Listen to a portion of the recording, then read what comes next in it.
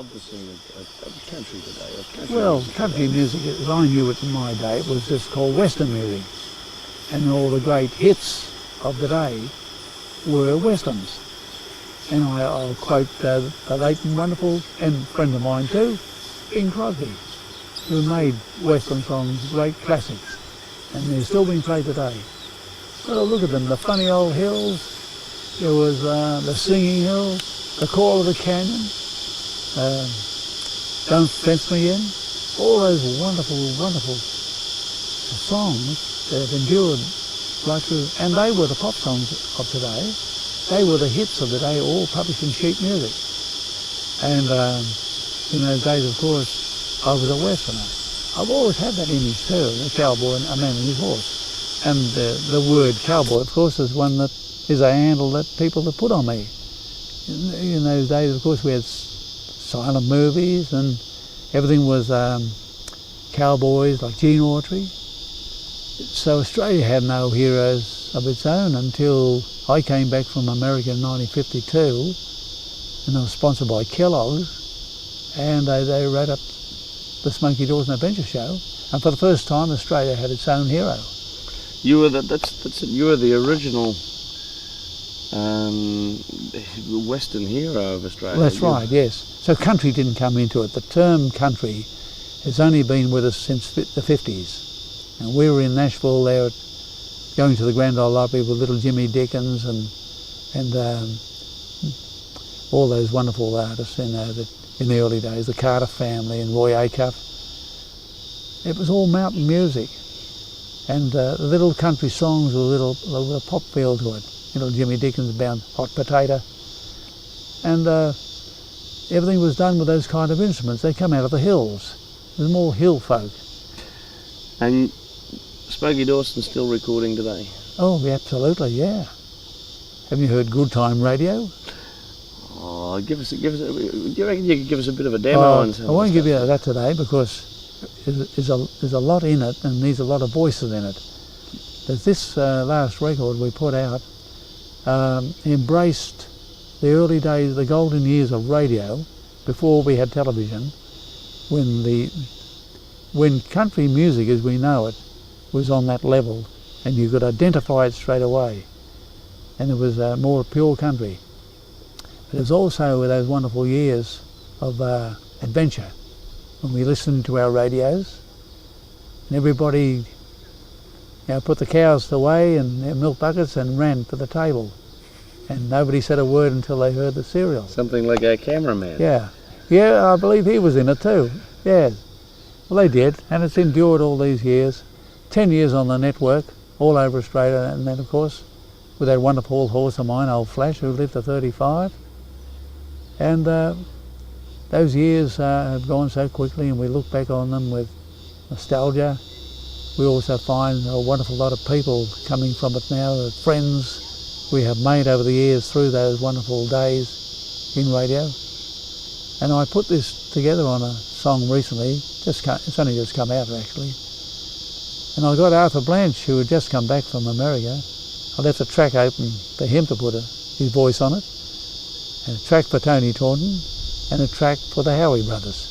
So there's 5 of us, gold guitar winners, all singing this song together. And then brought in about Blue Hills, the Lawsons, Aunt Jenny's Real Life Stories, Bob Dyer's Pick-a-Box Show, the great Jack Davy Give It a Go, Hop Harrigan's Night Beat, and so on. And all embraced in one song. And I think that's one way of capturing those wonderful golden years of radio so that people today can more or less relate to it.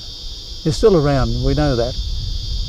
But country music is pretty competitive today. There's a lot of young people coming up, and you're right in the mainstream now, aren't you? Oh, we're doing our thing. Yeah. We're doing our thing.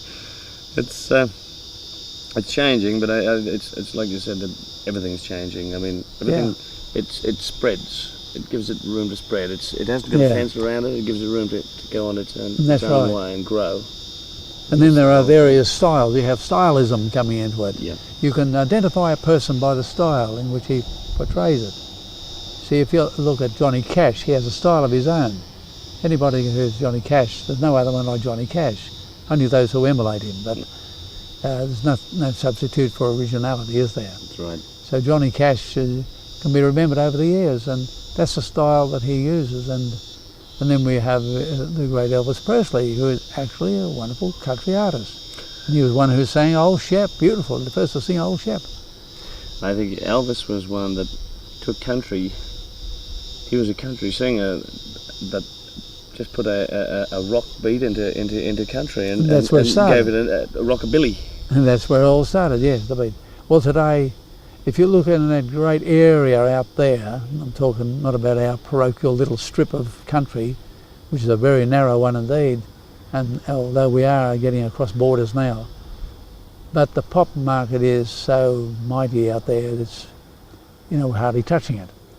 And so to try and survive today, what is happening is what happened when country first came into America. There was a compromise between the Grand Ole Opry and the music industry. The music industry to survive. The Opry would never have survived without the help.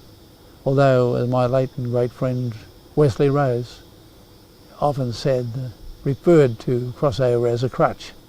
That crutch called crossover, for the pop artists to lean on so they can sing country. That's the way he put it.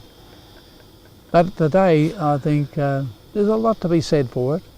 If you've got to survive, if we are supposed to be a multi-million-dollar industry, as we are told, although I never see any of it. I know some of the industrialists do, the big record companies and the publishing houses, most of all, are the ones who are making the money. Things haven't changed too much. No, but there is a massive lot of money out there, and this is why today anybody who's taken under the wing of any big record major company can be expected to up his act and get into it and lift it up. And it's all done by that beat. James has done it, James Blundell, and good luck to him, he's doing it. And you'll find today that unless you haven't got that drum, which to me sometimes is a bit too heavy for my liking. I think they've gone overboard with drums. And as I told one drummer, he should only play on Anzac Day. Keep us old Anzacs marching. But it's not produced like music, for argument's sake. Music is infinite. It's what people do to it. They abuse it. Talking about music, do you reckon you could give us any sort of a song there? You've got the... Well, if I were going to sing anything at this time... Yeah, I've had that a long time. Little Martin I picked up in Hollywood, about 12 years ago, I think. And it was one of the very last they had in Hollywood there. A big place called Music City, and they were selling out at the corner of Hollywood and Vine. And I went in and got that for a very, very reasonable price.